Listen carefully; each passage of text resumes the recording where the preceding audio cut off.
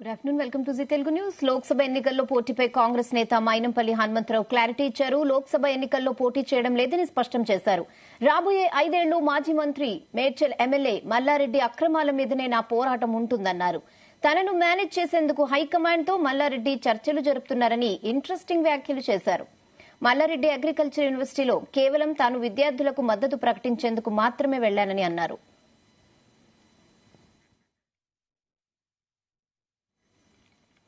ఇదే విషయంపై మరిన్ని అప్డేట్స్ బ్యూరో చీఫ్ నరేందర్ అందిస్తారు. నరేందర్,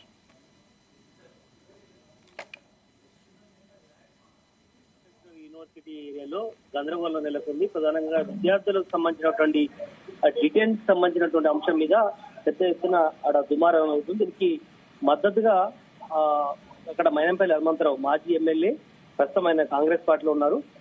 అదేవిధంగా మల్లారెడ్డి, అదేవిధంగా రాజశేఖర రెడ్డి ఇద్దరి కాలేజీలో ఈ మధ్య కాలంలో పెద్ద ఎత్తున అక్రమాల కూల్చివేతతో పాటు తాజా అంశాల మీద పెద్ద ఎత్తున ఈ మధ్య కాలంలో దుమారం జరిగింది. దాని తర్వాత కాంగ్రెస్ పార్టీలో చేరుతారన్న ప్రచారం జరిగింది. దాని తర్వాత ఎట్టకేలకు ఆ ఇష్యూ సద్దుమరిగిందో లేదో మళ్ళీ మైనంపల్లి హనుమంతరావు విద్యార్థుల అంశం మీద డిటైన్డ్ అయినటువంటి విద్యార్థుల తరఫున అక్కడికి చేరుకున్నారు. నిన్న ఆడ వాళ్ళకు మద్దతుగా ఆందోళన నిర్వహించారు. పెద్ద ఎత్తున మల్లారెడ్డి కాలేజీల మీద కావచ్చు, మల్లారెడ్డి అక్రమాలు కావచ్చు, ఇట్లాంటి అన్ని అంశాల మీద ఆయనే తీవ్రంగా ఫైర్ అయ్యారు. మల్లారెడ్డి అంత చూస్తాను, నేను ఇక్కడున్న అక్రమాలు కావచ్చు ఇక్కడ పెద్ద ఎత్తున ఉన్నాయి, రాష్ట్ర ప్రభుత్వాన్ని మేనేజ్ చేసుకుందాం అనే ప్రయత్నంలో ఉన్నాడు అని చెప్పడంతో పాటు విద్యార్థులను ఇష్టానుసారంగా ఇట్లా డిటైన్ చేస్తారు అని కూడా ఆయనే, ఇట్లాంటి సంస్కృతి విద్యార్థుల జీవితాలతో ఆడుకోవడం కరెక్ట్ కాదని కూడా ఆయన మైనంపల్లి మాట్లాడే సందర్భం. అదే సమయంలో ఈ రోజు కూడా మాట్లాడాడు. ప్రధానంగా మల్లారెడ్డి అంతు చూడడమే నా ఎజెండా, ఈ 5 ఏళ్లు నేను ఏ ఎలక్షన్ లో పాల్గొనను, ముఖ్యంగా రాబోతున్నటువంటి లోక్సభ ఎన్నికల్లో నేను పోటీ చేయదలుచుకోవట్లేదు, మల్లారెడ్డిని అంతు చూడడం కోసమే 5 ఏళ్లు వెయిట్ చేస్తున్నానని కూడా ఆయన చెప్పే ప్రయత్నం చేశాడు. ఇది హార్ట్ కామెంట్ గా ఉంది. అదేవిధంగా ఆయనే రాష్ట్ర ప్రభుత్వాన్ని మేనేజ్ చేసుకోవడంతో పాటు నన్ను పక్క చెప్పేందుకు హైకమాండ్ తో, కాంగ్రెస్ హైకమాండ్ తో చెప్పే ప్రయత్నం చేస్తున్నాడని కూడా ఆయనే ఈ సందర్భంగా చెప్పారు. అయితే దీనికి సంబంధించినటువంటి విషయం మీద ప్రీతిరెడ్డి, మల్లారెడ్డి కోడలు కావచ్చు, భద్రారెడ్డి గాని, అదేవిధంగా మల్లారెడ్డి కూడా మొన్న కూడా స్పందించడం జరిగింది. ఇష్టానుసారంగా రౌడీ మూకలతో కొంతమంది ఇక్కడికి వచ్చి కాలేజీని ఇబ్బందులు గాను విద్యార్థులను తప్పుదోవ పట్టించే విధంగా చేసినా కూడా ఎట్టి పరిస్థితులు ఊరుకునేది లేదు. డిటైన్ విధానం అనేది కొత్తది కాదు.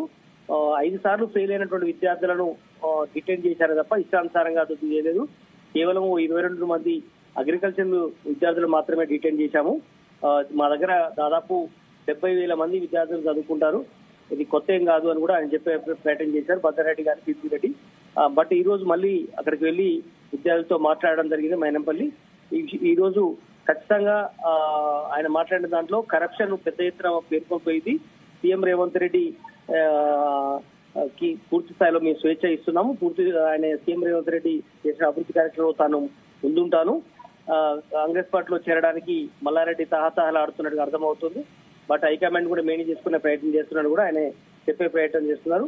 బట్ ఏదైనా కూడా క్రమశిక్షణగా ఉన్నటువంటి విద్యార్థులను ఈ రకంగా ఫెయిల్ చేయడం, బాగా చదువుకునే విద్యార్థులను డిటైన్ చేయడం ఎంతవరకు కరెక్ట్ అని కూడా ఆయన చెప్పే ప్రయత్నం చేశాడు హనుమంతరావు. చూడాలి దీని మీద ఎట్లా ముగింపు చేస్తే రాష్ట్ర ప్రభుత్వం ఇన్వాల్వ్ అవుతుందా, ఎట్లా విద్యకు సంబంధించినటువంటి డిఓలు కావచ్చు దీని మీద ఇన్వాల్వ్మెంట్ చేస్తారనేది చూడాల్సిన అవసరం ఉంది. Okay Narender, thanks for the updates.